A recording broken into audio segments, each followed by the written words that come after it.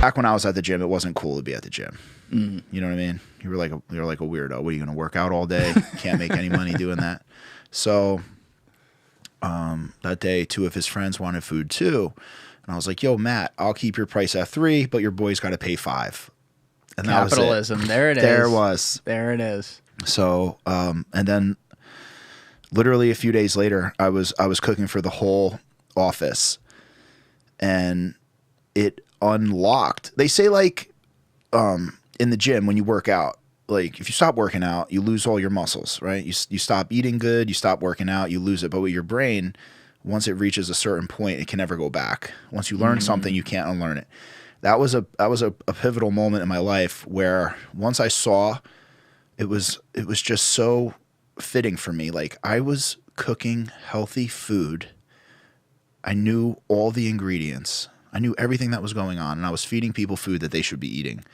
And it was just such a fitting,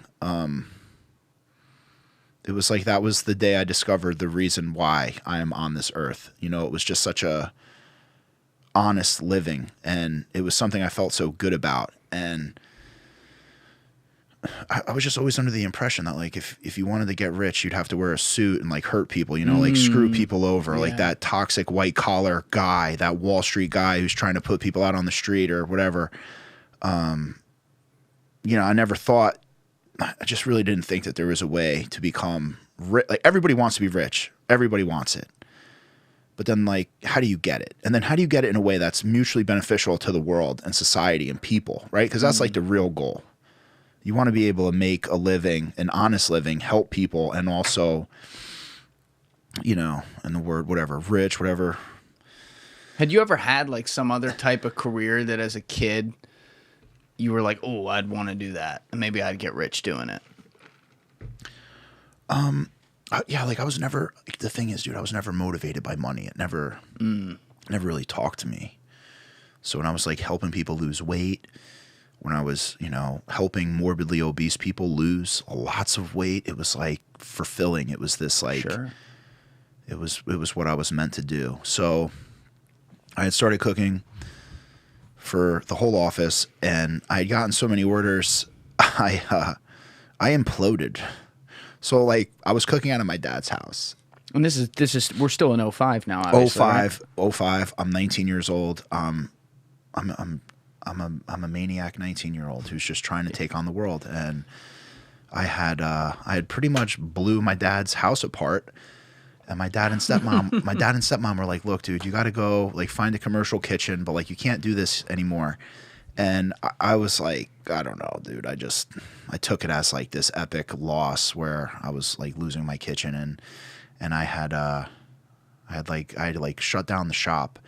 At that point in my life, dude, I was nowhere near ready to handle that level of responsibility. And like, dude, if you're feeding people, that's like I'm like a monk, dude, when it comes like, that is, to me, it's like the highest, what the hell am I trying to say? Like the way I handle food, right? Like you got kosher, you have halal, you have like all these things. Like the way I handle food at Eat Clean Bro is like, I am a religious leader. Like I am neurotic about like food handling, the responsibility of feeding people, and like all this stuff. Like food safety to me is just like I live for it. And I was, like I said, dude, I was 19 years old when this happened on accident. Wasn't ready for it. But that was like a splinter in my mind, and it just kept on. It just like, it was like a crack in the windshield, dude, and it just kept going. But you didn't do it as a full business. Like you started with where you had a lot of people that you were just cooking for at the gym and whatever, but it took 7 years before you actually said, fuck it, I'm going all in on this. Yeah, so like I said, dude, I'd always like cook on the side. It was like my side hustle. I bartend, promote clubs, work in nightlife. I was in college. It was always like this side hustle thing that I was doing. And, you were definitely a bouncer, right?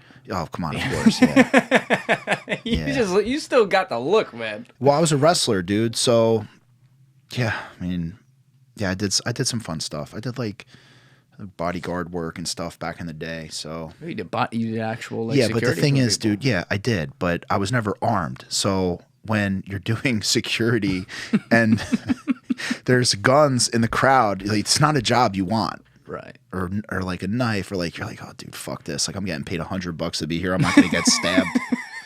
Was this for like celebrities? Yeah, some were celebrities, and I'll tell you this, like, they would like, dude, look, I'm 36 now. I got 2 kids under my belt. In my younger years, I was like a pretty, white boy, right? And I would be at these hip hop clubs, and I would be like the only white kid in these clubs. And I'm like, oh Jesus, please, please God, just don't let no one kill me, please. Cause like there would be like some bad motherfuckers in these clubs, you know?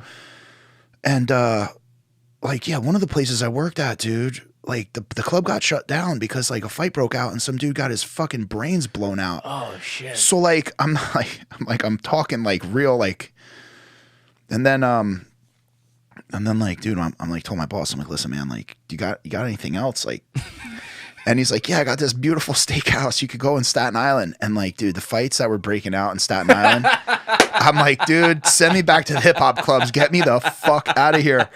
I'm like, these people are out of their minds. Staten Island's a different breed, oh my God, bro. I'm like, dude, put me back in the hip hop clubs. I mean, with a name like Giovinazzo, though, you'd fit right in there. Let me tell you. That was the problem. I did fit right in. So they were like, yo, you looking at my girl? I'm like, yo, dude, I'm getting $100. I'm not looking at nobody. Your girl's not looking at me. I'm broke. I'm in the fucking corner with my radio. Just leave me alone, man. Just nobody fight each other. And if you do, I'm standing down. Fuck this. Wait till the police get here. At a steakhouse, too. Oh, man, it's bro. Not even a club.